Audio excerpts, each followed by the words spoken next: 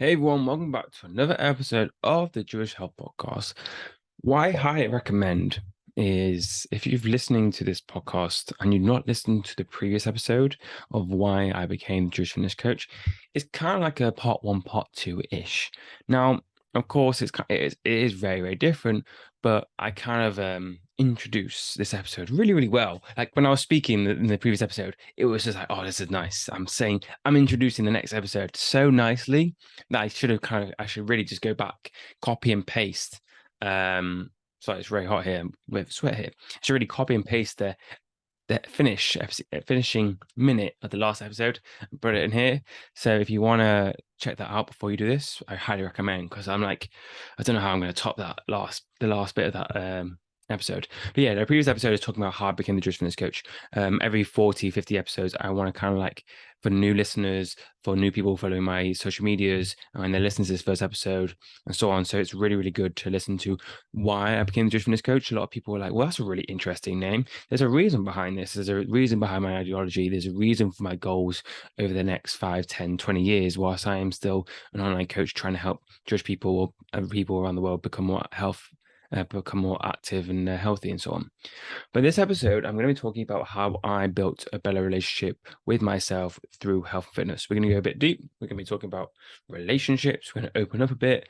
We're going to be talking about why I kind of love myself, really. And I'm only going to go through the aspects of health and fitness. Now, loving yourself, loving others, you can talk about, there's various factors. And now there's a lot of social media accounts where you can talk about that. But I'm just solely going to be talking about health and fitness and how that's worked for me. Of course, there's other factors, but I'm a fitness coach. I don't talk about other stuff. I talk about health fitness because I know that health fitness itself can help you. Now, there's other factors as well which can help you, but I'm just all about the health fitness life, and so on. So let's talk about, and I haven't really structured this episode. The last two episodes, the episode yesterday, and not yesterday, the episode last week, I put why am I a fitness coach? Go. This episode is how to build a better relationship with yourself through health and fitness, and then how I think personally, and so on. And then I think personally, and that was literally and go. And then I'm kind of freeballing these two episodes. But I really think sometimes in the last few months of this preparation's good, but for these episodes, I kind of like just let my dyslexic mind go free and see what comes up. Maybe it's a bit of mumble. That's also another episode I want to talk about. And I know I'm just mumbling now.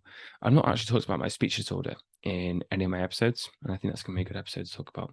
So I really think that could hopefully inspire someone who may want to start a podcast, who maybe want to do stuff, and they're something's really fearing them or a challenge is stopping them from doing that. And here I am, 50 episodes in, nearly 50 episodes in with the speech disorder, and I'm doing a podcast full of confidence. And the first few episodes, it wasn't like that, and it was scary, but it builds up. And I'll do another episode about that. It's not that won't be about health and fitness, but that would be technically a bit of health. So, how can how did I build a better relationship with myself through health and fitness? So, I've been single my whole life, so I've never actually been in a serious relationship at all. And because I think my teens years, I wasn't ready. I don't think I was mature enough for a relationship. And I was actually thinking a few weeks ago on my walk to the gym, is because I couldn't really be in my own company and be happy. So how can I be in someone else's company and be happy and so on? So over the last few years, this hasn't been like, oh, I have to build a better relationship with myself before I love someone. I think it's just happened naturally. Um, I've really focused on myself. I've been focusing on my goals, my business projects, my family, and so on, and building up really, I would say, really strong, healthy habits, which has made me feel really healthy, confident, and of course, I have challenges which help me overcome the challenges. And I really think in a position that I like my routine, I like the challenges I have, I like what I'm doing, that I feel I kind of enjoy myself, my own company. And it's about, well, I could spend a day, I could spend a week, I could spend, I don't know about a month. I know, oh, maybe I could probably say that, spend a month on my own and be really happy with it because I've built a routine, I've built habits, I've built things which make me happy and so on. And I really think through health and fitness, it's the basics. It's ensuring that you prioritize free time as walk time. No one regrets going for a long walk over a Netflix series. Now, Netflix is really, really important. I mean, watching TV, watching that time where you take your mind off things completely and you just sat back on the couch, whatever, on the bed, and you switch off, vitally important. But what I would say is a high percentage of that free time should be going out, being active, walking. Now, it doesn't mean run, doesn't mean gym. It just means being out, being active. That's going for a walk. And I really think the mental benefits of going for a walk are vitally important. I've got a towel here actually because it's in the UK it's boiling, and I thought I'm going to be sweating a lot. Not actually that bad, you know. I'm quite happy with that. Yeah, walking. That was like a 10-second break. I've got a bit of water, cleared up some sweat. It's not even a bit of sweat, it's literally a tiny bit. I can see it in my Zoom thing. I'm thinking, okay, that needs to be cleared. So prioritizing walking, that's going to be number one thing. And now this isn't happens overnight. If you're someone who never walks one bit right now and never prioritize at any time walking, then that's going to be a bit of a challenge for you at the beginning. But if you can stay consistent with that and your top priority right now is nothing else apart from, can I get a walk every single day, short periods of time? You do that for a few weeks, you'll feel consistent with walking, and then you end up building it. You build up more, and you actually value walking because you know just how you're not going to like go for a walk and suddenly you get back from the walk, you're like, I feel absolutely amazing. No, you go back on the walk, you clear your mind. If you're anything about distress, if you're stressed about anything, maybe it decreases the stress slightly and so on. And that's a really, really important part. And then that's what I've been doing over the last few years. Consistently, I prioritize walking, and I think there's no regret to that. Of course, I am walking a lot, but I think it's a real good investment for myself mentally. Another thing is lifting heavy. Now, of course, I can't just say, well, go to the gym and lift the heaviest thing you can do. It is a process, and it's a process of finding something you enjoy at the beginning, finding something you can stay consistent with. That doesn't have to be strength training, doesn't have to be lifting heavy. Over time, you'll end up, and this is what happens with a lot of people, and this is what happened with me. Let's say there's 30, 40 different fitness activities that you may think about. And let's say you did even 30 or 40 of these fitness activities. Eventually, if you're listening to the podcast, I'm doing some hand gestures here. Everything gets a bit more narrower. So maybe it's like 10 to 15 options that actually, I'm probably going to go do that. And then maybe do 5, and then maybe 5 of them is like a boot camp class. Maybe one of them is running. Maybe one of them is cycling. Maybe one of them is HIIT workouts, and maybe one of them is training. Over time, the gymming is going to be the one that you can stay consistent with for the longest, because if you build a skill it takes time, because the exercise range of activities is going to get narrower, not because it's because you can stay consistent with training. Now, I've done everything, try to stay consistent with it. And the one thing I've been able to stay consistent with, and I've enjoyed everything. I've enjoyed HIIT training for a long time. I enjoy bootcamp classes. I enjoy cross training. I enjoy cycling. I enjoyed rowing. I enjoyed American football. I enjoyed judo. I enjoyed, I'm thinking about every single sport I've done American football itself. I've enjoyed a lot of activities, we can say, yeah. Running. I've not said that. Run the marathon. The one thing I've been able to stay consistent with the most is strength training. That's from when I was 18, so many, many years now. And the reason why that is because you don't need to have a 100% session each day to be effective. If you can be consistent and have an okay session, that's good enough. And you learn how to actually love yourself, not having a 10 out of 10 session.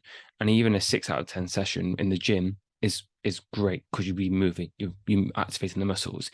You've worked different systems, you're working different energy systems and so on, and your heart rate's gone up, and all these factors, big thumbs up. And you're able to do that consistently 3-4 times a week, or 2-4 times, or even 1 to 4 times per week, and you can stay consistent. And the fact that you do it outside the gym will make the difference in whatever goal you have.